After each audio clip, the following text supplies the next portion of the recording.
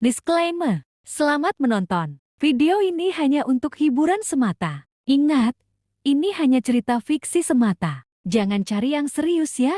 Melanjutkan cerita sebelumnya. Setelah Lord merenung sejenak, memikirkan kondisi suaminya, ia kemudian memeluk suaminya dengan penuh kasih sayang dan perasaan bersalah. Suamiku, kita sudah impas. Aku sudah memaafkanmu. Mulai sekarang, kita hidup dengan baik dan jangan bertengkar lagi. Kau serius? Tanya Stefan memastikan. Aku sudah bersalah. Aku tidak seharusnya bertengkar denganmu. Kau hukum saja aku. Stefan kemudian menyarankan. Bagaimana kalau kita pergi ke hotel? Dengan wajah merona, Lord mengatakan. Aku tahu ada hotel dengan kamar suite bertema romantis di sekitar sini. Pada saat yang sama, seseorang menegur Lord. Rara, kenapa kau ada di sini? Lord sontak menoleh.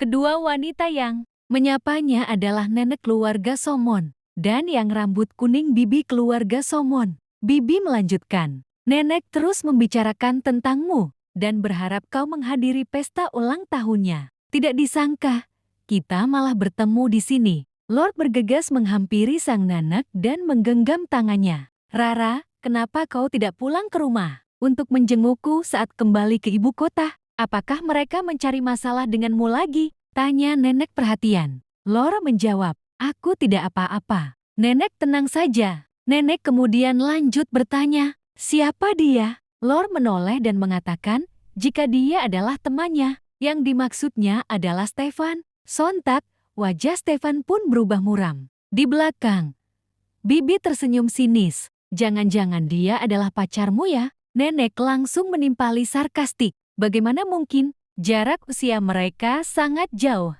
Dengan santai, Lord menanggapi. Dia adalah tetuaku. Aku memanggilnya paman. Stefan pun semakin tampak muram. Paman ya? Habislah kai saat tiba di hotel nanti. Batin Stefan bergejolak kesal. Bibi berbicara lagi. Rara, kau masih belum punya pacar kan? Aku bisa memperkenalkanmu pada seorang pemuda. Kau bisa menyerahkan kekayaanmu padanya untuk diurus. Dan kau cukup melahirkan beberapa anak dengan tenang. Mendengar ucapan sang bibi, Lord mendekat dan memberikan sebuah tamparan. Ada lalat yang sangat besar. Tidak disangka ada lalat di mal semewah ini. Bibi pun sontak kesal.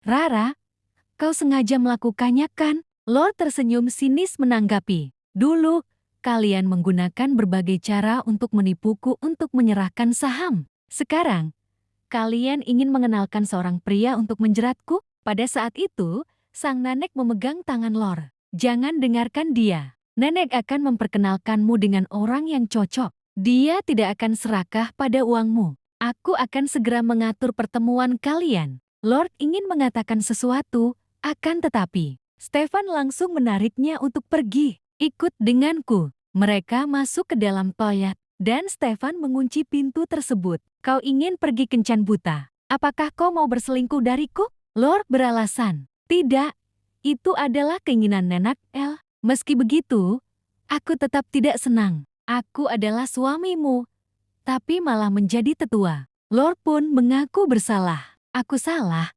Kau boleh menghukumku dengan cara apapun. Mendengar itu, Stefan langsung membalikkan tubuh istrinya ke dinding. Kau yang bilang ya, kau tidak boleh menolak dan menyesal. Stefan kemudian mendekat dan mengatakan, anak pintar. Wajah Lord merona dan melirik. Apa yang sedang coba kau lakukan? Ini adalah toilet umum. Stefan menutup mulut istrinya. Memangnya ada apa dengan toilet? Bukankah kau sudah setuju? Selain itu, kau adalah istri sahku. Suara-suara anak pun terdengar nyaring di dalam toilet. Cepatlah, nenek sedang menunggu. Stefan tersenyum menanggapi. Cepat katamu, kau sedang menghinaku ya? Pada saat yang sama, seseorang mengetuk pintu toilet. Permisi, apakah perlu bantuan? Aku mendengar suara nafas yang berat. Yang lain menimpali. Mungkin dia terkena stroke. Bagaimana kalau kita mendobrak saja? Dengan nafas yang semakin berat, Lord menjawab, aku baik-baik saja.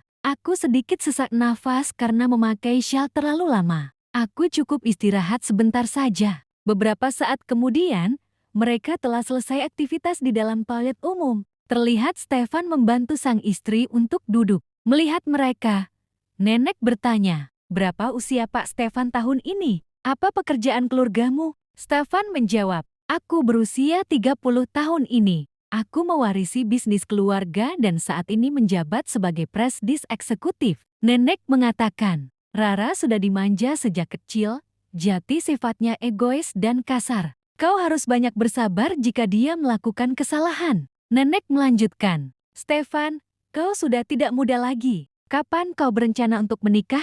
Stefan menoleh ke arah Lord dan mengatakan, tergantung kapan dia memberiku gelar itu padaku. Sontak, Lord langsung menyemburkan minumannya. Stefan memberinya sapu tangan sambil menyindir halus. Hati-hati, tidak ada orang yang akan merebutnya darimu. Melihat hal itu, nenek tersenyum. Rara masih muda, kelak masih harus banyak merepotkan Pak Stefan. Nenek tenang saja, ucap Stefan santai. Mereka kemudian berjalan pergi. Lord tampak sedih melihat kepergian sang nenek. Ternyata masih ada orang yang tulus mencintaiku di dunia ini. Stefan memegang erat istrinya. Ia menatap istrinya dengan penuh kasih sayang. Kelak, kita bisa sering-sering pergi menjenguk nenek. Siapapun dari keluarga Somon yang berani mengganggu, aku akan membantumu memberi pelajaran padanya. Ucapnya dengan nada meyakinkan. Scene berpindah. Kediaman Presiden. Sekretaris Arsen melangkah cepat memasuki ruangan kerja yang sunyi.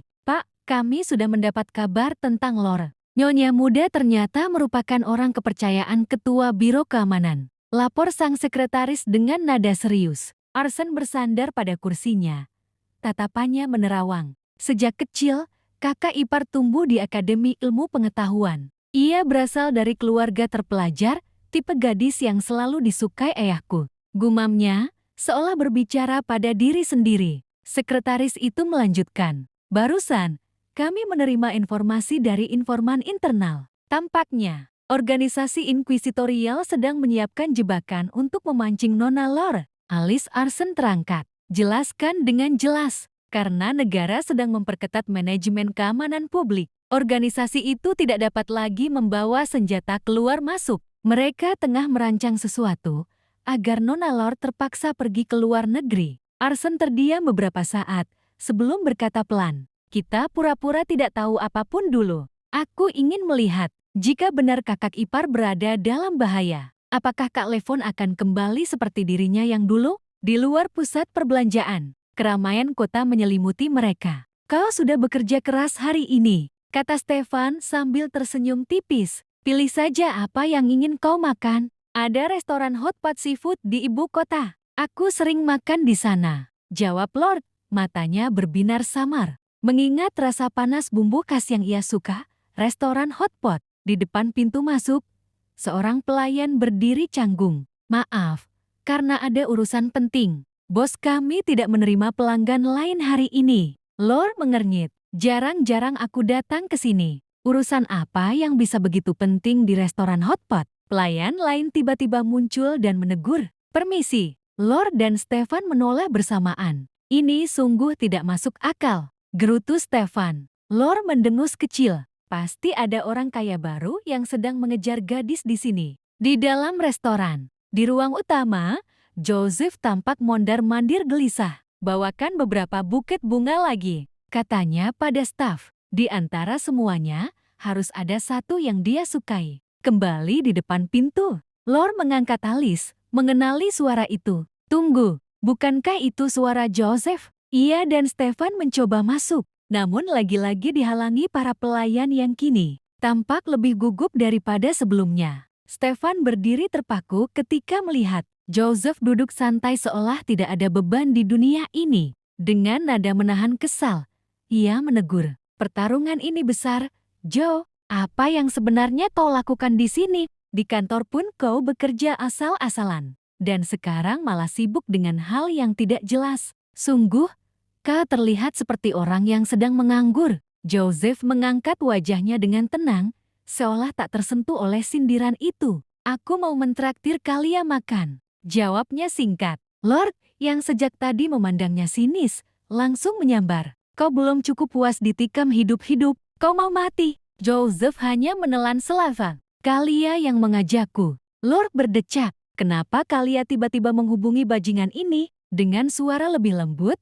Joseph berkata, "Aku dan Kalia sudah lama bersama, tapi aku tidak pernah menjalankan tanggung jawabku sebagai pacar. Meski sudah terlambat, aku ingin sedikit menebusnya." Ia mengambil napas panjang sebelum melanjutkan. "Aku membeli restoran ini untuknya. Tempat ini kelak milik Kalia." Lord mengangkat alis tinggi. "Gila, tindakanmu murahan sekali." Joseph tersenyum kikuk, mencoba mempertahankan wibawa yang sudah rapuh. "Aku benar-benar ingin mendapatkan Kalia kembali. Kak Stefan, bisakah kau membawa kakak ipar ke tempat lain dulu?" "Aku tidak mau." Lord langsung menolak. "Siapa yang tahu apa yang akan kau lakukan pada Kalia?" Joseph merendahkan diri. Suaranya terdengar tulus meski getarannya tak bisa ia sembunyikan. "Aku tidak akan menyakitinya lagi. Bila perlu, kalian tunggu di ruang VIP.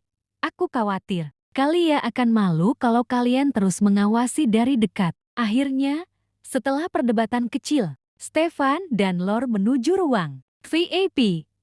Keduanya duduk menikmati hotpot sambil mencurigai setiap gerak-gerik Joseph. "Aku ingin lihat apa yang akan dia lakukan," gumam Lord sambil menyuap sayuran.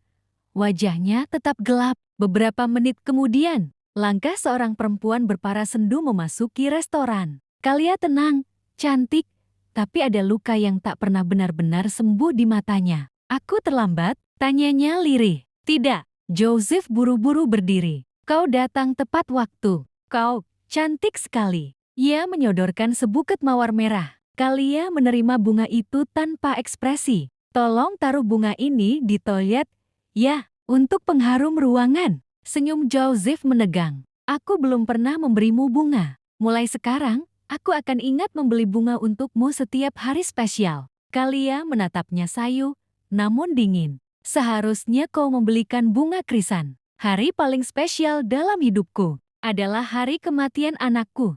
Joseph seketika membeku sejenak, lalu menyadari kenyataan pahit itu. "Kau sangat mencintai anak itu. Aku yakin dia tidak ingin pergi seperti itu. Kita bisa menikah, lalu berusaha memiliki anak lagi. Bagaimana?" Ia meraih tangan Kalia, mencoba membangun kembali sesuatu yang sudah lama runtuh. "Ayo, kita makan sambil bicara." Ia membimbing Kalia untuk duduk, mencoba menciptakan suasana hangat yang terasa terlalu dipaksakan. Sementara itu, di ruang VIP, Lord semakin gelisah saat melihat mereka dari kejauhan. Tidak mungkin Kalia berniat memaafkan pria brengsek itu, gerutunya. Kembali ke meja, Kalia berkata datar, "Makanan di restoran ini lumayan. Ayo makan." Joseph tersenyum mencoba ramah. "Bagaimana kalau setelah ini aku menemanimu berbelanja di mall? Ada barang yang kau inginkan?" Kalia mengibaskan tangan.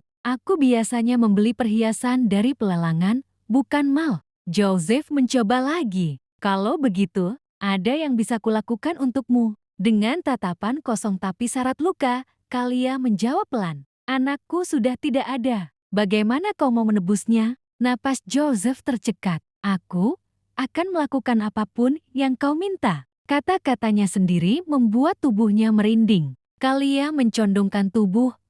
Suaranya sangat tenang, tapi justru semakin mengerikan. "Aku ingin membawamu ke hotel. Anakku sudah tidak ada. Kau harus membayarnya." Di ruang VIP, Lord menggertakkan gigi melihat senyum samar di bibir Kalia. Kalau Kalia tersenyum seperti itu, pasti ada yang tidak beres. Kalau malam ini ada yang akan menderita, pasti Joseph. Beberapa saat kemudian, adegan bergeser ketika dua pasangan itu tiba di Hotel Harmony. Lampu-lampu lobi memancarkan cahaya hangat, memantulkan siluet mereka di lantai marmer. Joseph dan Kalia sudah lebih dulu melakukan proses check-in. Begitu melihat kedatangan Stefan dan Lord, Kalia berdiri cepat dan menyapa penuh hormat. "Bos Komandan," ucapnya. Stefan mengibaskan tangan, senyumnya santai. "Sekarang di luar jam kerja. Tidak perlu sungkan." Kalia menarik lengan Lord, membawanya ke sisi lain lobi yang lebih sepi.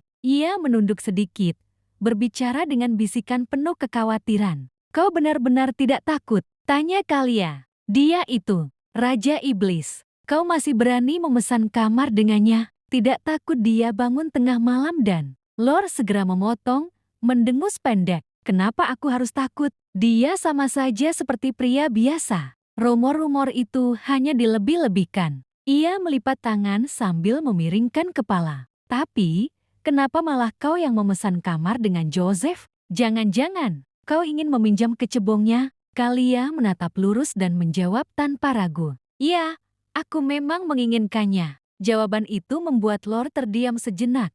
Tidak tahu harus bereaksi apa. Setelah menghela napas, Kalia kembali menghampiri Joseph yang masih menunggu kartu kamar. Sayang, sudah, tanyanya lembut, membuat beberapa orang di lobi menoleh. Dari kejauhan, Lord memandang Kalia dan Joseph, lalu berbalik kepada suaminya dengan dahi berkerut. Suamiku, ucapnya pelan namun tajam. Berapa total kekayaan keluarga Guntoro? Stefan mengernyit bingung. Puluhan miliar yang terlihat, kalau aset tersembunyi, tidak terhitung. Kenapa kau menanyakan itu? Lord menatap Kalia seperti sedang menyusun teori kriminal. Aku curiga, Kalia ingin punya anak dari Joseph, lalu membunuhnya untuk mewarisi kekayaan keluarganya secara ilegal. Stefan hanya tertawa kecil dan melingkarkan lengannya di pinggang istrinya. Jangan pedulikan mereka. Bukankah tadi kau bilang ingin memakai rok mini untukku nanti di kamar? Lord memutar bola mata, tapi kecanggungan di wajahnya tak bisa disembunyikan. Kamar 052, kamar hotel beraroma lembut lavender. Lord membuka tas dan mengeluarkan rok mini khusus yang sudah ia siapkan. Sebuah senyum tipis muncul di wajahnya. Dasar pria mesum. Ia mendesah dalam hati. Sebenarnya dia yang paling ingin, tapi masih memakai rok mini sebagai alasan. Setelah berganti pakaian, ia keluar dari kamar mandi dan berdiri di depan Stefan. Suamiku, bagaimana? Bagus tidak? Wajah Stefan langsung memerah seperti tomat. Degup jantungnya terdengar bahkan tanpa ia harus bicara. Dalam sekejap, ia mengangkat Lore ke dalam pelukannya. Bagus sekali, gumamnya, suara rendah dan tercekik. Lore mencubit pipinya. Bukankah kita baru melakukannya tadi sore? Aku belum pulih. Stefan meletakkannya di atas kasur dengan senyum nakal. Nada suaranya menggoda. Setelah ini, kau memang tidak akan punya waktu untuk pulih. Biasakan saja. Lore ikut tersenyum, matanya berkilat jahil. Apakah kau yakin bisa? Gadis kecil. Stefan menyeringai. Habislah kau malam ini. Beberapa saat kemudian, yang terdengar hanyalah napas Lore yang terputus-putus. Memanggil suaminya pelan. Di kamar hotel lain, suasana jauh dari kata tenang. Kalia duduk di kursi dekat jendela. Lampu redup menyinari wajahnya yang dipenuhi bayangan gelap. Asap rokok menari di udara, melingkari dirinya seperti kabut dendam yang tak kunjung hilang. Pergilah mandi, aku akan menunggumu, katanya datar tanpa menoleh. Joseph berdiri di depannya, ragu, seolah sedang menatap jurang yang siap menelannya. Kau yakin?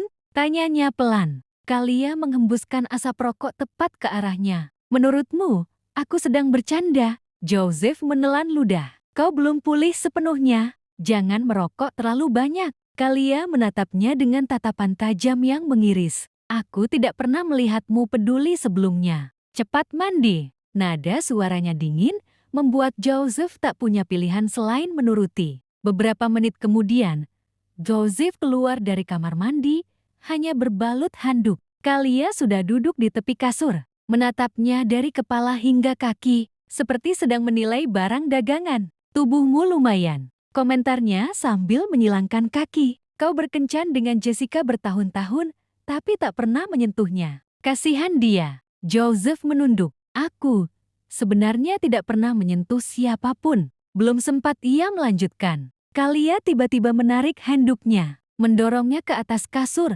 lalu menindihnya. Gerakannya cepat dan tak memberi ruang untuk berpikir. Benarkah? Bisiknya. Kalau begitu, aku harus memeriksamu dengan teliti. Joseph terkejut. Kalia, kau baru begini saja kau sudah tidak tahan. Kejeknya. Nanti masih ada yang lebih seru. Namun, senyumnya mendadak menghilang. Ketika ia merogoh sesuatu dari balik pinggangnya, sebuah pisau. Kilatan baja itu jatuh tepat di pandangan Joseph. Dadanya langsung terasa sesak. Apa? Apa dia mau memotongku? Pikir Joseph panik. Refleks, ia mencoba menghindar. Kalia, jangan lakukan itu. Ia mendorong tubuh Kalia, membuatnya terjatuh ke belakang. Namun Kalia tetap sempat mengayunkan pisau tersebut, ujungnya menembus paha Joseph. Arki! Joseph menjerit, darah mengalir membasahi lantai. Dengan tangan gemetar ia meraih handuk, menutup tubuhnya kembali. Kalia, tenanglah, kita bisa bicara baik-baik. Tapi Kalia tidak mendengarnya. Dari garter di pahanya, ia mengeluarkan pistol. Tanpa ragu, ia menembakkan satu peluru. Melintas hanya beberapa milimeter dari telinga Joseph. Aku memberimu dua pilihan, katanya datar, suaranya tanpa emosi. Tinggalkan keturunanmu, atau tinggalkan hidupmu. Joseph langsung mengangkat tangannya tinggi-tinggi. Kalia, kumohon, aku minta maaf. Aku akan menebus semuanya. Jangan seperti ini. Kalia gemetar. Air mata mulai tumpah saat kau memberiku obat kontrasepsi dengan dosis berlebihan. Saat itu, aku mungkin kehilangan kemampuan untuk hamil. Kau tidak pernah menganggapku manusia. Joseph terpekur. Saat itu aku tak berpikir panjang. Aku hanya ingin menghindari masalah. Satu tembakan lagi dilepaskan. Joseph buru-buru menjatuhkan diri ke lantai. Kalia, serunya frustasi. Teknologi medis sekarang sudah maju. Pasti ada cara. Dan kalaupun tidak ada, aku tetap akan menikahimu. Aku akan bertanggung jawab. Kalia menatapnya dengan mata kosong. Semuanya sudah terlambat. Ia kembali menembak. Joseph berlari bersembunyi di balik sofa, napasnya tersengal. Namun Kalia sudah mendekat, pisau di tangan.